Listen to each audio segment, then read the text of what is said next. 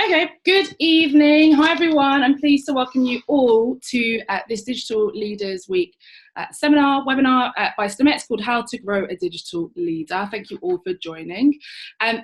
Today's session is being run by Stemettes. We're a social enterprise that runs programs, events and delivers powerful content to inspire, support and empower young women across the UK, Ireland and beyond into STEM careers, STEM being science, technology, engineering and maths. We've worked with more than 40,000 young people over the last 6 years and are really excited to be a part of Digital Leaders Week. Now, today's webinar is being recorded and we will be making it available afterwards, but we're also live tweeting it from our Twitter handles at Stemettes, which is there at the bottom left, and we will be summarising it on our blog and wider channels, so you will be able to share some of the things that you've learnt during the session. Now, everything that we do, we put girls first, and so I'm really excited to be giving a platform to 5 awesome young women today who have been part of Stemettes programmes over the last 6 years. It's all very well to talk about digital leadership and the top end of things, but leadership qualities and leadership potential is something that we see in lots of our Stemettes. Today, we're going to hear straight from the horse's mouth, or actually the Stemettes' mouths, on how that potential has been developed in them. So take this as inspiration for what you can be doing in your own organisations, schools, colleges and communities, or as inspiration to work with us to multiply impact. So I'm going to introduce each of them in turn. We're going to ask some questions and have a bit of a discussion, and then we'll throw it open to you all to ask questions.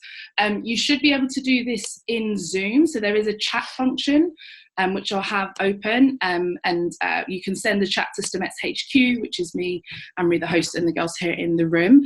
So you can ask questions throughout the session there, but also on Twitter. If you at Stemettes and put hashtag DL Week, then Stemettes team are keeping an eye on our Twitter and will be able to pass questions through to us by the magic of technology, aka our group chat that we have in the team.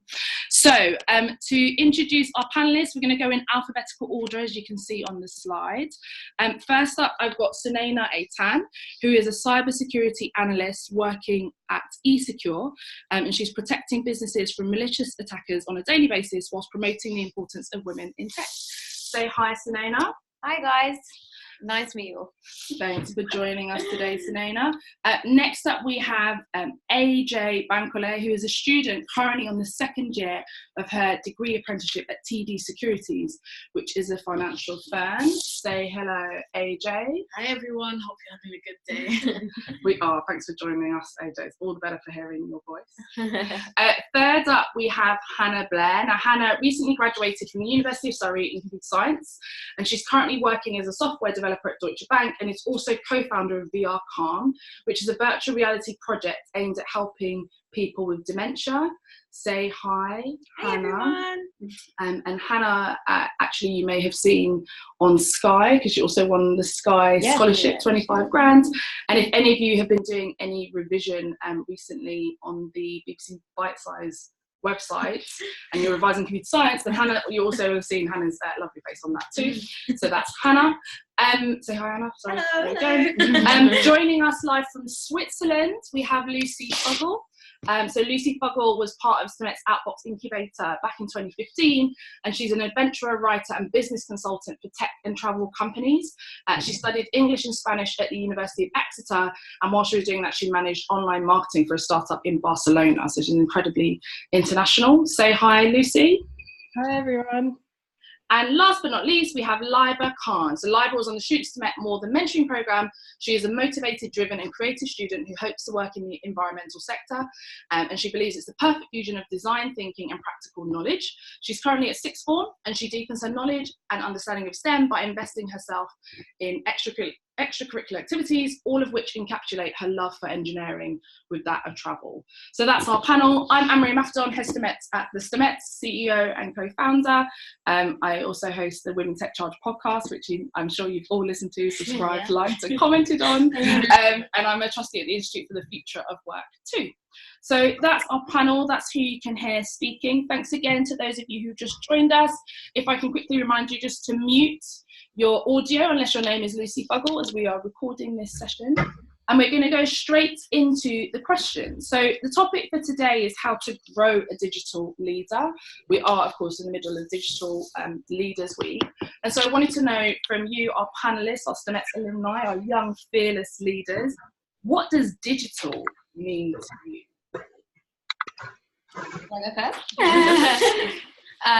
So the first thing that I think about when someone says the word digital is connecting, because I feel like now's the prime time. Like, you could just meet anyone from anywhere. Doesn't really matter what level they're at or what hierarchy position they're in. It's so easy to connect with people, network with people. So I feel like that's so important. Now, that's actually how I came across Stemettes anyway. Through that process, it wasn't even like word of mouth. It was literally just me going on the internet and coming across you guys. So that's had a massive influence on my life, and I think that's what makes digital, why it's so important now as well. I think digital just means the medium of technology, really. It's just doing something through technology. If you break down the word digit, and then you think binary, zeros and ones, right? And all us nerds know technology is built up on binary. So yeah, it's just doing something through technology. Lucy, what about for you? What does digital mean to you? Yeah, I was thinking of connectivity as well, but I think it's also about just leveling the playing field completely. It doesn't matter who you are or your background. Now, like, the world is becoming more open to anyone. You just need an internet connection, really. So yeah, it's pretty exciting. Yeah, same as Sunaina. I just think it's interconnecting the world into one. So it's just so easy to just use any form of media, especially social media, just to communicate with anyone you want from anywhere in the world, and just building your network. For me, it's more about innovation.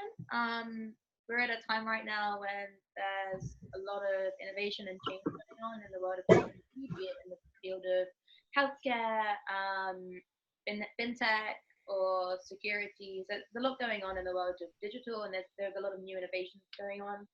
So it's quite an exciting time to be in. I feel like we're more digital than we ever have been.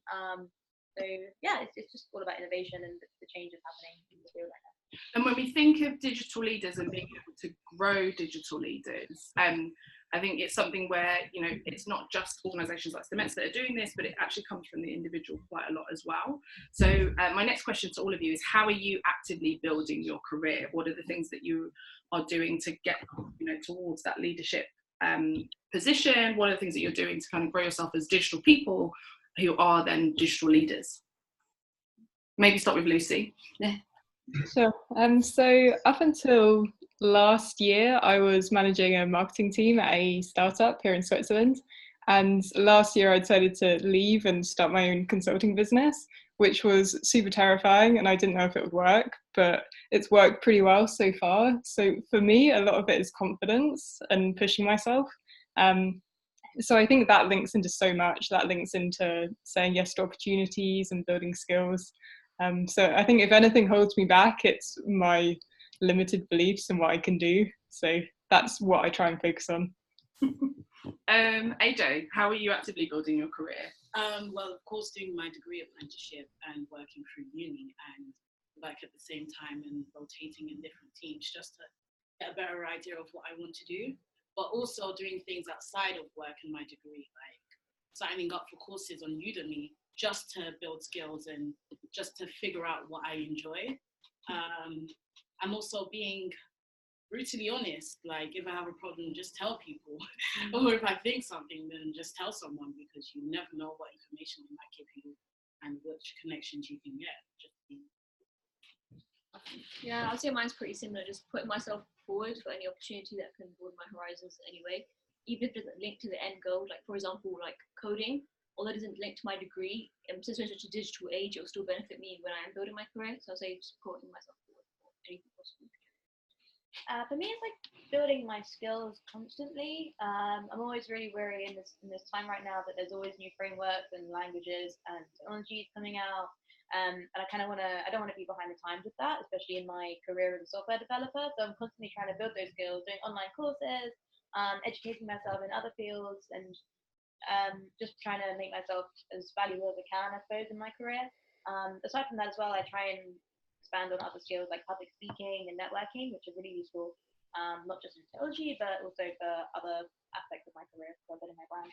And I think it's really important to have a growth mindset around all of that as well. Like we said, digital is moving so quickly that whether you're in a managerial role, whether you're developing, whatever it is that you're doing, it's not about necessarily having to be the best at everything, but it's continuously wanting to get better. Yeah. Like we're saying, there's always new trends, new languages, new platforms, and new things to look at. So with that, in that respect, leads me nicely onto my next question, which is, what would you like to be a leader in? When we talk about digital leaders, you know, that's such a broad thing. What is it that's your specialism? What are you working towards? What do you already know you're good at? Well, I think mine's quite specific because I'm a cybersecurity analyst, so that's the route that I've chosen to go down. I love it; it's so much fun. Like Hannah was saying, there's so much to learn in that industry, and everything's constantly changing. Like you need to constantly be 2 steps ahead. You need to know what's happening before literally anyone else knows, and to do that, you need to go to all of these networking events, there's tech events in London all the time, and we're like the hub of it at the moment. We have literally no excuse to say that the resources are not available to us, because in the age of digital leadership, like it's everywhere. So I think that's what motivates me, just doing well and then helping other people. That's why I've come back to Stemettes after doing the Student to Stemette program, because I want to help other people. Like they helped me when I was like 16 years old, 17 years old. So it's like going full circle kind of thing for me. For me, I'm still trying to understand where I'd like to be in the future. We're very much in a learning process right now, understanding what I do like and what I don't like. But generally, I find myself attracted towards the whole tech for good space, particularly in healthcare. Because I'm building a startup having to do with dementia, I really enjoy building technologies that could actually help people and improve their lives in some way. So I think what I'd like to be is somebody who is kind of pioneering like change. It'd be great to be a leader in that space, but obviously I don't know what area right now. But I think generally just helping people through technology is what I want to go for. Lucy?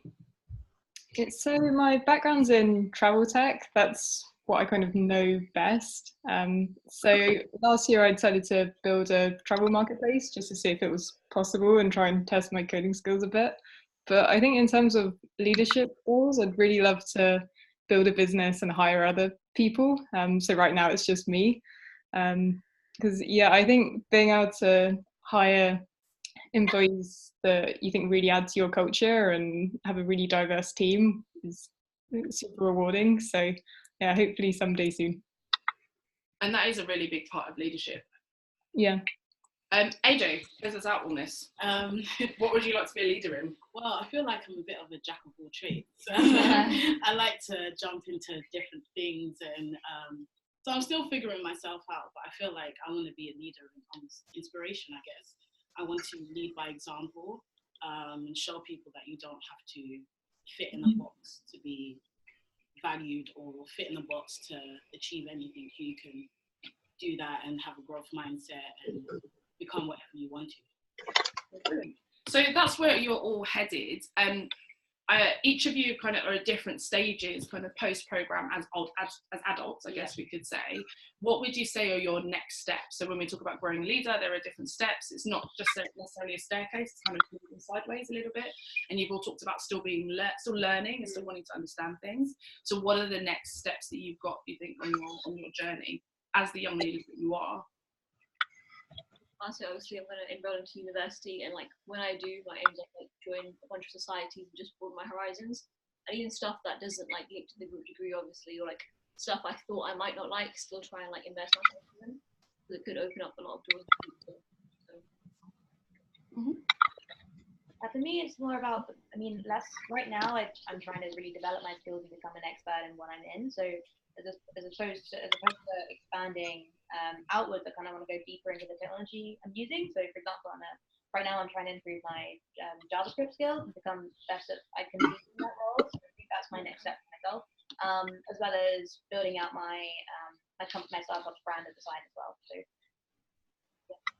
So not much. That's okay. Mine's quite similar. So like, I definitely want to dive into the whole cybersecurity side of things and do my qualifications that I need to do. But then at the same time, like I have so many passions in other areas that you can kind of relate tech to. So I want to tap into that and use that as well. Like I don't want to box myself to just one thing. I have like 100 things in my head that I want to do this, I want to try that, how that works out. So it's kind of like inwards and kind of outwards as well, and just seeing where it goes. Okay. Lucy, what are your next steps? What's happening next for you? For me, I think it's about marketing myself a bit better and actually talking about what I'm working on, because yeah, like some of the others, I have so many projects going on, but I want things to be perfect before I talk about them.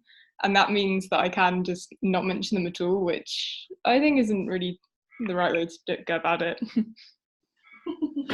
And AJ? Well, first of all, I need to complete my degree apprenticeship. And then I would like to, I guess, start my own business potentially, and just make sure that my business starts to change, and just develop my skills in the bank really, and just figure myself out mostly.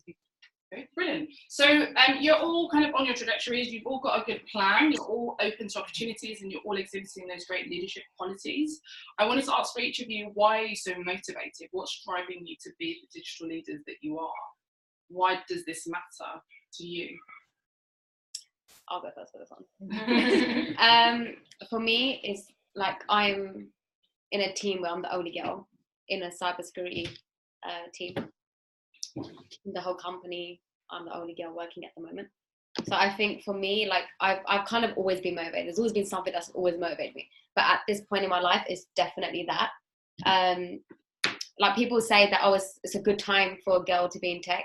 But I feel like there's a lot of pressure that no one wants to talk about, because when you're in a team full of boys, you want to be good at your job. You know, you don't want people to be like, oh, because she can't do this right because she's a girl and whatever. You literally representing the whole female generation. So like currently that's my thing. Like I need to, like, I have this pressure where I feel like I need to be good at what I want to do, and hopefully open the doors to doing it on behalf of the girls. And yeah, that's a drive, I think, for me as well. Starting Stemettes, that's part of it. Is kind of I'm really enjoying myself doing this. We need more of them here.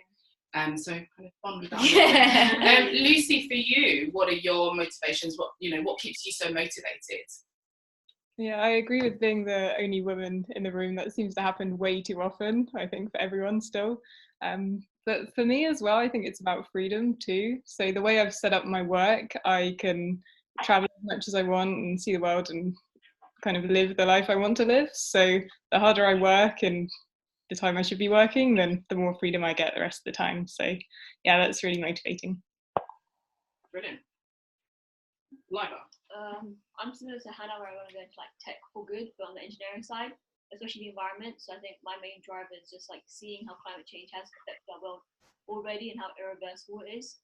I really want to try and mitigate against that. So that'll be my main motivation, using tech and engineering.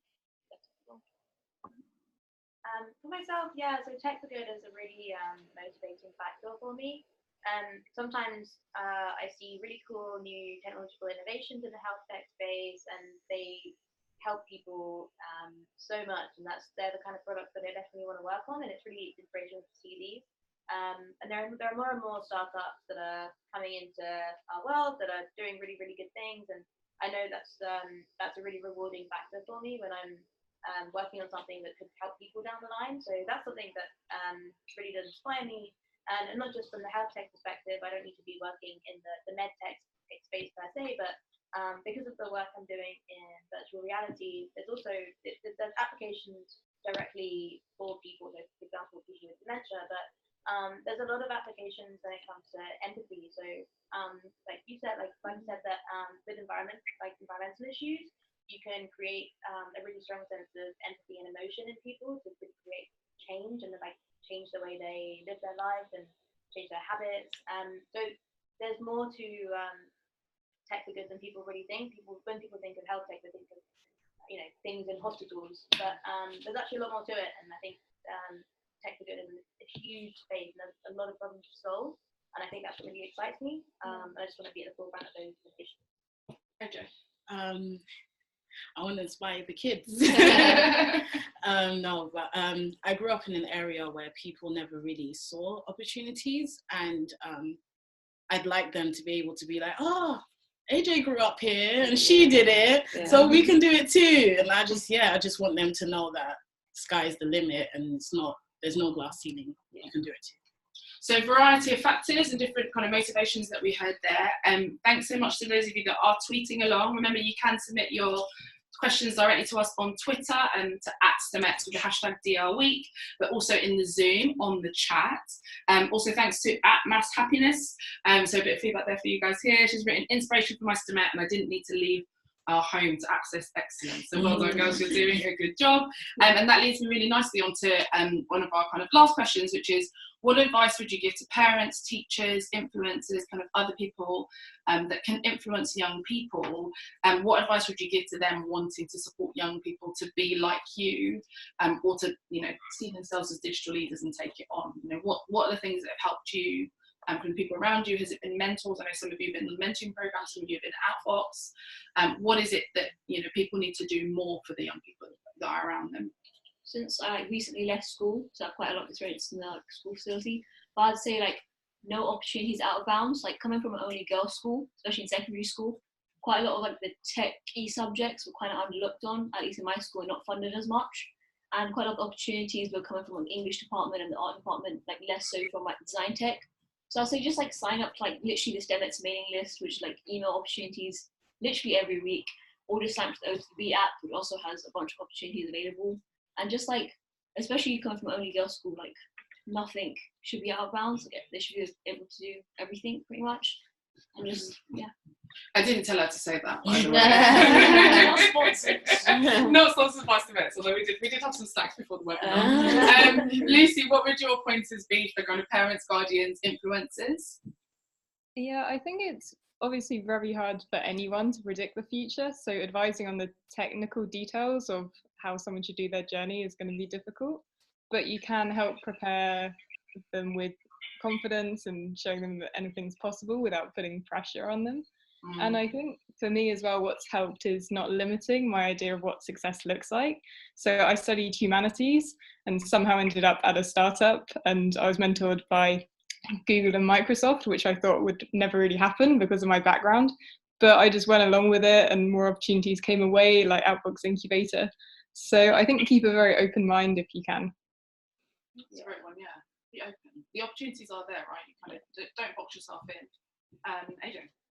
My advice to parents would be to encourage your children to work. And I say this because working retail or hospitality grows you in so many ways you'd never expect. You come across so many different types of people. You come across the good, the bad, and the ugly. And you kind of learn to deal with them, and it builds a resilience in you. And you can just take that forward in the future. And for influencers, I really think that you should show that your journey wasn't smooth sailing. Show that you failed and that you struggled, because then people can relate and understand that behind all of that is where the success came from. And to teachers, let your students know it's okay to fail sometimes. It's not against the world, failure is seen as such a bad thing, and it's not, because if you're afraid to fail, then you're not going to try. Just let your students know it's okay. Yeah, failure is a part of success, right? Exactly. Yeah, we don't say that often enough. Yeah. You're right. Yeah. For me, I would say to people in the industry or people that want to try and help the new generation coming in, things like webinars and events and stuff, they really help, because they bridge the gap between they kind of flatten the hierarchy, and they bridge the gap between people that are just coming into the industry with people that have been in the industry for ages, and it makes people connect on a more personal level. So I think for me, stuff like that's been really important, because you get to talk to people who are the CEOs or CCEs or whatever you want to say, which otherwise at a time wouldn't be available to you to do. So I think things like that, just organising events and talks to bridge that gap, is super meaningful. So getting out and about, really. Yeah, because it's about network. I think this is something we have with the Stemettes quite a lot. I think sometimes just meeting those people is enough to kind of spark an interest. Yeah. Hannah? Yeah, so to follow on from that as well, like just engage with the communities. There are so many support groups and like obviously there's Stemettes, but there's just so many people out there that are really, really great resources to tap into. Networking has been a huge part of my career, and they say you can't be what you can't see. So from networking, I've seen people who I can definitely look up to, whose careers I really aspire to sort of emulate, and people who inspire me have been really helpful, and I think that that's been a key part of the growth in my career. So just engaging with a lot of people, networking, going to events, as we've said, they've all been really, really helpful, and it's just kept me going, I suppose. And I think giving like young people the opportunity to take part in events as well. I feel like it makes it more fun as well when you share. It makes it more fun, and it makes things more relatable, and it brings kind of everyone together. Like what I was saying, it flattens that hierarchy. I think that's super important. If people could start organising more events that more young people can be involved in, and you don't need to be at a certain level to do these things. Brilliant. So we've got a question in from Sumaia. Thanks, Sumaia, for submitting your question. And her question is, if you start a project or initiative like an app, a podcast, or a consultancy service and realise there are several others working towards the same thing, how do you make your work stand out? Yeah, go for it. No one's going to do it how you're going to do it. That's the way I see it. The uniqueness that you have, put that into your work, because no one else out there is like you. And yes, they are competition, and the fact that they exist just shows that your idea is bulletproof and it's an actual thing that you can do. So see it as motivation. I think research is a big thing. So looking what's out there, what's not out there, and kind of fiddle around with that and see, okay, what can I bring to the table? What's going to make me stand out against everyone else? Hannah, you've got some experience in this. Find your niche, really.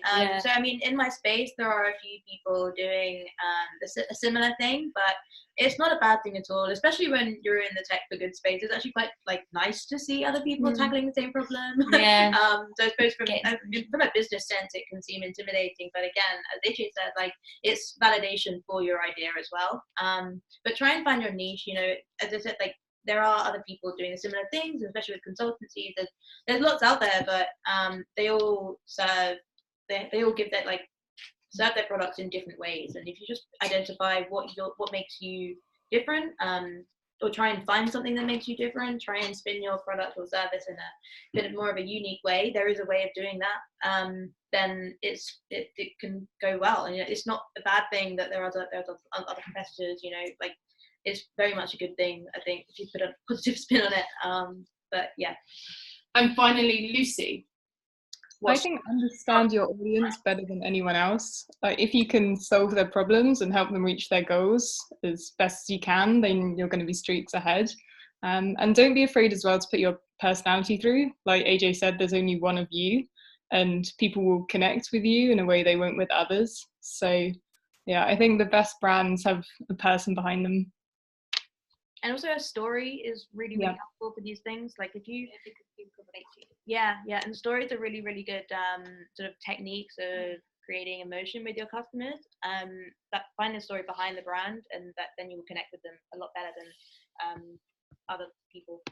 Okay, so we're almost running out of time, and there's another question just come in from Mary, and so quick fire answer on this one for those of you that have studied computer science.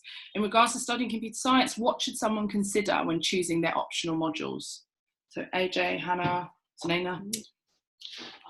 For me, it was more about the things that I enjoyed doing. Did I make some wrong choices for my modules? Yes, I did, which I realized afterwards. But that's okay. Like it's all a learning curve. But like if you don't like the sound of something, then it's probably not going to be for you. If you like the sound of something, like there was things that I like the sound of, and I was like, oh my god, this is going to be so hard. I did it, cried throughout the whole year, but at the end of it, I learned a lot, you know. So I guess it's just you kind of have an instinct. You kind of know like this is going to be okay for me, or if it's not, and then just give it a try, you know. For me as well, like I considered, if you have the opportunity, I'm not sure whether you've met the lecturers of the modules, but it always helps when you've got a reputable lecturer who's been known for teaching a module really well. And I've seen some at my university, there were some lecturers who refused to give anything above 80% because they wanted to make their module, really hard and really unachievable. But that wasn't something that I really respected, I suppose. So I didn't want them as my lecturer. I want somebody who's really supportive and wanted really high, not high scored, but they wanted to support us a lot better. So and also asking people in the previous year what their experiences were also really helped me. Yeah. Well, look at the time. It's almost time for dinner. I'd like to thank Digital Leaders for asking us to put this on. I'd like to thank the Stemettes team for organising and doing the groundwork for this to you, and to you, our Zoom crew, for listening in and contributing. Thanks for all the questions. I know there's a couple more, so maybe we'll try and answer them on Twitter just before we leave. We will be on, I think, for the next 10 or so minutes if you want to continue the conversation there. And finally, the biggest thanks goes to today's Stemettes alumni panel, who did a great job of answering us. Only 6 questions, actually, after all of that, 6 or 7 questions. They were very honest, and they gave us all things to think about. Now, Stemettes is always on the lookout for partners, volunteers, schools, and such. So do sign up to our newsletter, as was nicely plugged earlier by Laiba, and you can do that at stemettes.org. Scroll right to the bottom, but also follow us on socials to be kept in the loop. And as the girl said, you've got to look for opportunities and take all of them as they come. So I wanted to take this opportunity to say that specifically at the moment, we're looking for organisations or individuals who would like to support our new zine content platform, and also primary schools who would like to join the pilot of our primary STEMillion STEM clubs, which are coming up in the autumn term. For any of you that would like to volunteer with us as well, our LinkedIn group is now live, the Stemettes Volunteers. If you search for it on LinkedIn, you should be able to request an invite, and we'll gladly let you in. So to close, just before you do go to dinner, I'd like to ask everyone that is on Twitter and does use it to tweet one thing you learnt today, tag in Stemettes and the hashtag DL Week, and we'll retweet it and share it with the world, and it may even feature in our Roundup blog.